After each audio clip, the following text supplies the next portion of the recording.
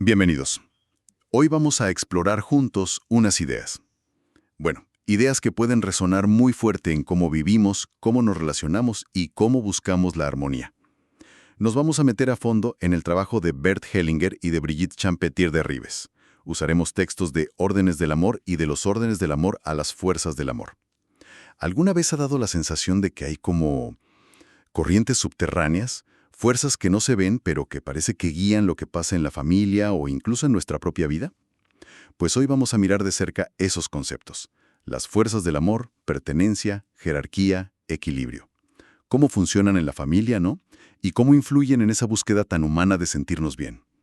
La idea es desenredar un poco estas dinámicas, buscar esas conexiones que nos hagan clic sobre nosotros mismos y nuestras relaciones. Y bueno, empecemos por ahí, por esa búsqueda de armonía.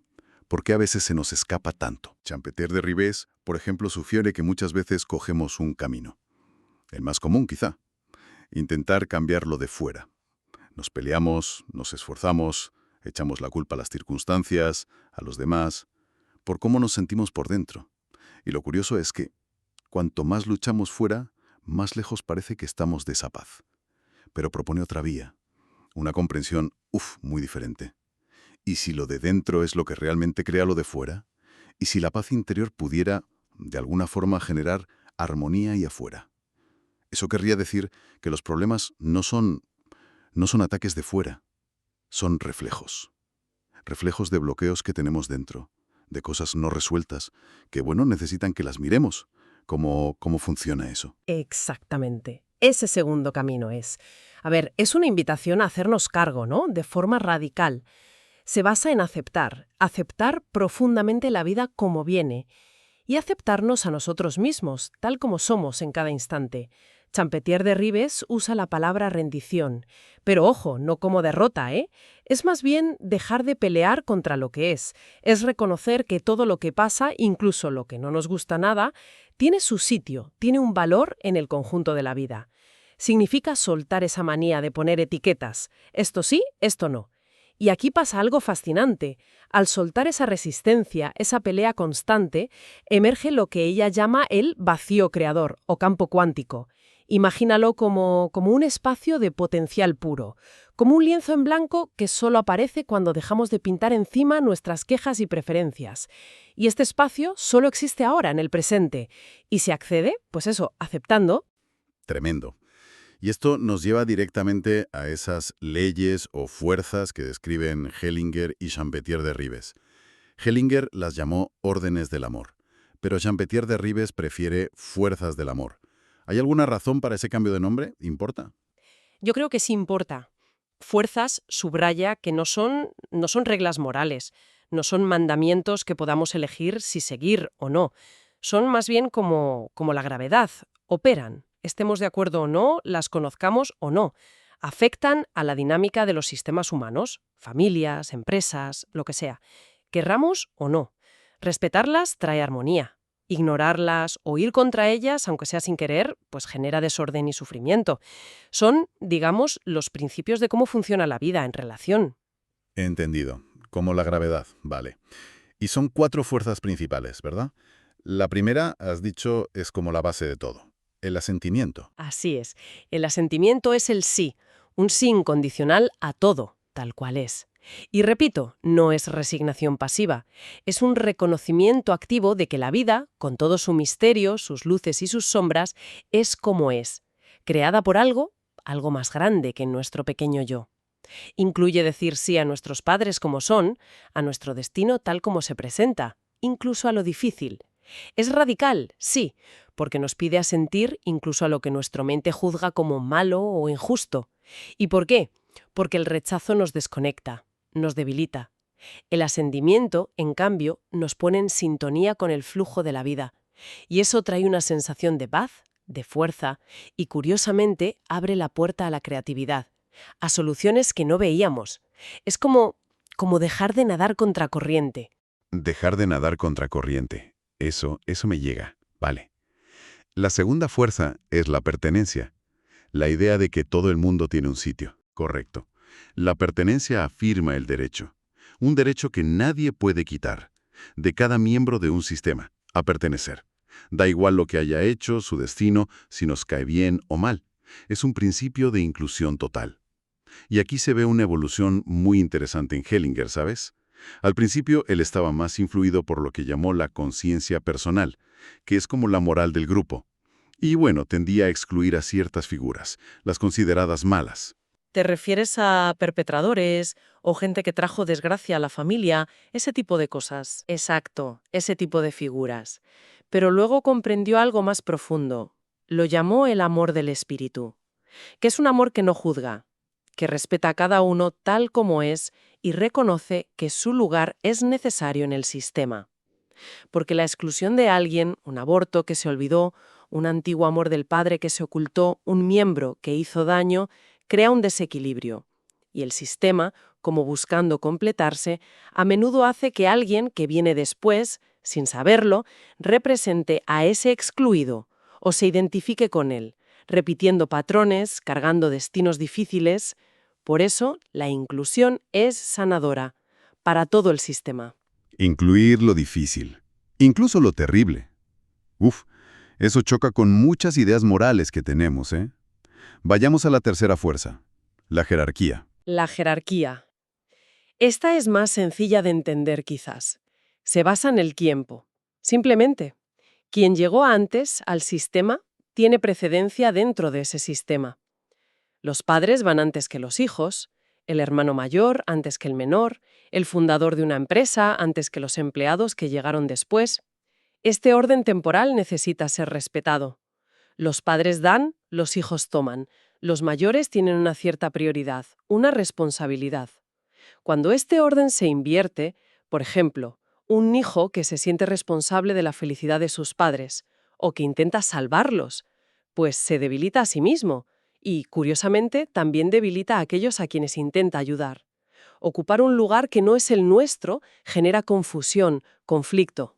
Pero antes mencionaste algo sobre la prioridad entre sistemas distintos. Sí, sí, eso es crucial.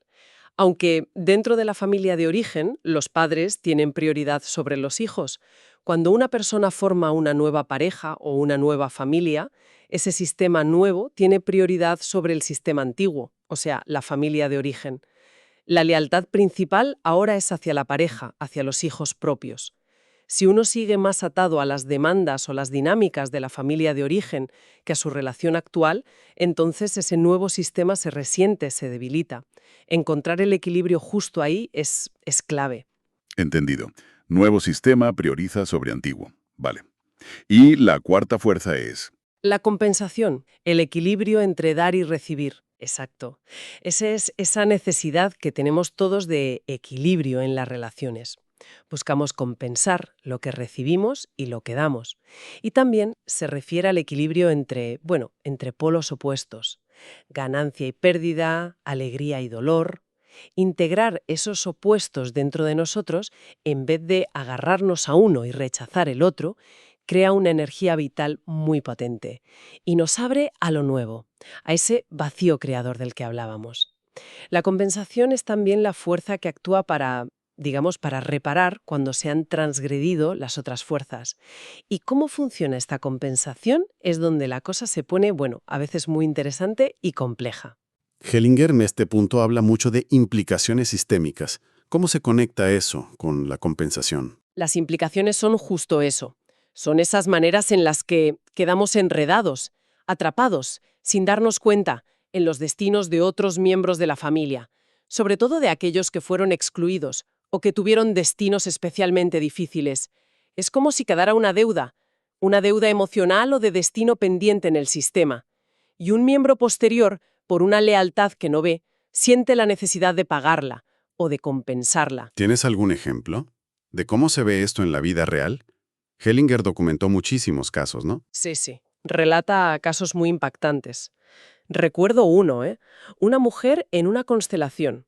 Su cara, su postura, empezaron a ser idénticas a las de su abuela, que había sufrido abusos. Se reveló una identificación inconsciente profundísima, del tipo yo como tú. O el caso de un hombre, Hartmut, creo recordar. La constelación mostró cómo las relaciones anteriores no resueltas del padre y la lealtad oculta de la madre hacia un hermano que no estaba, cómo todo eso afectaba a Hartmut. Lo colocaba en un lugar que no era el suyo.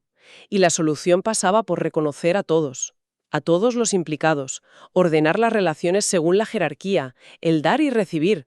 Y eso permitía a Hartmut, soltar esa carga que no era suya. Y tengo entendido que la manera de trabajar con esto, las constelaciones familiares, también fue cambiando con el tiempo, ¿no? Definitivamente. Las primeras constelaciones se centraban más en identificar el desorden, ver dónde estaba la jerarquía invertida, las exclusiones, el desequilibrio, y el terapeuta, ayudaba a poner orden. Las que se llaman nuevas constelaciones o constelaciones del espíritu reflejan esa comprensión más honda del amor del espíritu y de la pertenencia total. El foco cambió. Ya no se trata tanto de que el constelador arregle algo, sino de crear un espacio donde el movimiento reconciliador del espíritu, esa fuerza más grande, pueda manifestarse. El constelador se vuelve más como un servidor del fenómeno. Observa, facilita con mínima intervención, confiando en que la propia alma familiar busca la inclusión, busca la paz. El objetivo es la reconciliación profunda, más allá del juicio. Antes hablaste de la conciencia personal frente a algo más profundo. ¿Podrías aclarar un poco esa diferencia? Parece importante para entender por qué nos enredamos así. Crucial, sí. La conciencia personal o moral es la que nos une a nuestro grupo más cercano. La familia, el clan, nos dice qué está bien y qué está mal para pertenecer a ese grupo. Su función es asegurar que sobrevivamos dentro del clan. Por eso a menudo se resiste al cambio, excluye lo que es diferente y nos hace sentir buenos cuando seguimos sus normas, aunque esas normas impliquen excluir a alguien o negar una parte de la realidad. Es la conciencia de la lealtad ciega, la infantil. Pero por debajo de esa opera la conciencia colectiva o sistémica. Es arcaica, inconsciente, y su lealtad es con el sistema entero, a través de generaciones. Su objetivo principal es el equilibrio y que el sistema esté completo. Y esta conciencia no sigue la moralidad personal, exige que todos pertenezcan y que los desequilibrios, injusticias, deudas, exclusiones se compensen. Y aquí viene lo difícil. A veces esa compensación la realiza un miembro posterior que sin saber por qué asume un destino complicado, una enfermedad o un fracaso, como una forma de recordar al excluido o de pagar una deuda antigua del sistema. Opera según leyes de equilibrio, no de justicia humana o moral. Entonces, nuestras buenas intenciones, guiadas por esa conciencia personal, pueden ir justo en contra de lo que necesita el sistema a un nivel más profundo, según la conciencia colectiva. Exactamente. Ahí está el meollo de muchas tragedias familiares y personales. Actuamos con buena conciencia dentro de nuestro grupo, pero sin saberlo violamos una ley sistémica más profunda. Y eso genera sufrimiento más adelante, a menudo en descendientes que no tienen culpa de nada, pero quedan atrapados en esa dinámica para compensar. Volvamos un momento a la compensación. Mencionaste que había tipos diferentes. Sí, y es fundamental distinguirlos. Primero está la que podemos llamar compensación arcaica. Es inconsciente. Se basa en esas identificaciones de las que hablábamos. Yo, por ti, asumo tu destino o tu culpa, o yo, como tú, repito tu destino por lealtad. Imagina, no sé, una deuda económica enorme que dejó un abuelo, y el nieto, sin tener ni idea, se boicotea financieramente toda su vida. Siente una necesidad inconsciente de pagar esa deuda. Este tipo de compensación, guiada por esa lealtad ciega de la conciencia personal, no resuelve nada. Solo sigue pasando el sufrimiento de unos a otros y debilita a todos. Y frente a esa está la compensación adulta. Esta ya es una elección consciente. Implica mirar la dinámica del sistema, reconocer esas lealtades que no se ven y, en lugar de repetir el patrón, hacer algo distinto. Reconciliar los opuestos dentro de uno mismo. Por ejemplo, si en mi sistema hubo víctimas y hubo perpetradores, en lugar de identificarme ciegamente con unos y rechazar a los otros, busco integrar esas dos energías en mí, reconocer la humanidad en ambos lados. Al soltar la resistencia interna, el miedo, la culpa, la rabia, el juicio, permitimos que ese vacío creador genere una nueva posibilidad, una solución que traiga paz. Pasamos de repetir como autómatas a crear conscientemente un futuro diferente. Y esto de el dar y recibir, ¿cómo se ve, por ejemplo, en las relaciones de pareja? que es algo tan del día a día. Es vital. En una pareja que funciona bien hay un flujo constante. Idealmente uno da algo bueno y el otro, al recibirlo, devuelve un poquito más. Ese dar un poco más hace que el amor, lo positivo, crezca en la relación. Dar menos de lo que se recibe con el tiempo, pues enfría, debilita el vínculo. Y hay otras dinámicas que tampoco funcionan, claro. Por ejemplo, no saber recibir, por orgullo, por resentimiento o por sentirse superior. Eso deja al otro sintiéndose rechazado, o solo dar sintiendo que eres el bueno o el salvador, que a menudo viene de una necesidad de sentirse por encima. Eso infantiliza al otro y crea un desequilibrio enorme. Y soledad. Y el extremo de solo exigir y tomar como un niño eterno, pues eso genera tiranía y agota la relación, claro. Es interesante que las fuentes sugieren que incluso la prosperidad, el dinero, está ligado a este flujo equilibrado de dar y tomar en nuestras relaciones, y a nuestra capacidad de incluir a todos en el corazón. Entender estas fuerzas es una cosa, pero ¿cómo se lleva esto a la práctica? O sea, ¿cómo el reconocer mi lugar correcto en la jerarquía, por ejemplo, cambia algo en mi vida diaria? En el trabajo, en casa. Cambia la sensación interna, de fuerza, de eficacia. Estar en tu sitio te da una base sólida, como hijo ante tus padres, tomando la vida de ellos sin juzgarlos, sin intentar cambiarlos. Como padre ante tus hijos, dando protección, guía. Como empleado, respetando la estructura. Como jefe, cuidando del sistema. Cuando usurpas un lugar que no es el tuyo, el hijo que hace de terapeuta de sus padres, o abandonas tu lugar, el padre ausente, te sientes débil, entras en conflicto, las cosas no fluyen. Hellinger ponía el ejemplo de la hija que quería proteger a su padre de supuestas culpas del pasado. Al asumir esa carga, que no era suya, se debilitaba muchísimo. Y de hecho tampoco ayudaba al padre a asumir su propia responsabilidad. La solución suele pasar por un acto de humildad y de claridad. Reconocer, esto no me corresponde, este no es mi sitio. Y luego, conscientemente, retirarte a tu propio lugar. A veces requiere valor, ¿eh? Decirle a un padre, tú eres el grande, yo el pequeño, o asumir tu propia responsabilidad en lugar de culpar. Pero es justo ahí, en ese lugar correcto, donde recuperamos nuestra fuerza, nuestra dignidad, nuestra capacidad de actuar bien en el mundo. Libera una energía sorprendente. Incluso desde el punto de vista terapéutico, la clave es poder ver la realidad del sistema sin juicio moral. A veces incluso hay que empatizar con la perspectiva del perpetrador para encontrar una solución que de verdad sirva a la víctima y traiga paz a todo el sistema. Entonces, la idea central que parece que une todo esto es que nuestra experiencia de fuera es, en gran medida, un espejo, un reflejo de nuestro estado interior y de cómo estamos colocados en estos sistemas de relaciones. Somos uno con todo, como dice Champetier de Ribes. Las dificultades no serían tanto problemas que hay que quitar, sino mensajeros que nos señalan dónde falta amor, dónde hay una exclusión, un desorden, dentro de nosotros o en nuestra conexión con el sistema. Exactamente. El bienestar no vendría tanto de luchar contra lo de fuera, sino de alinearnos conscientemente con estas fuerzas. Practicar el asentimiento a lo que es. Fomentar la pertenencia inclusiva en nuestro corazón. Respetar el orden jerárquico ocupando nuestro lugar con dignidad. Y cultivar el equilibrio en el dar y recibir en las relaciones. Es un camino de autoconocimiento y de responsabilidad profunda. Hemos recorrido hoy un paisaje complejo, sí. Hemos visto cómo esa búsqueda de armonía va más allá del esfuerzo de uno solo. Nos conecta con dinámicas sistémicas que vienen de antes y nos forman. Las fuerzas del amor, asentimiento, pertenencia, jerarquía y compensación actúan. Nos demos cuenta o no.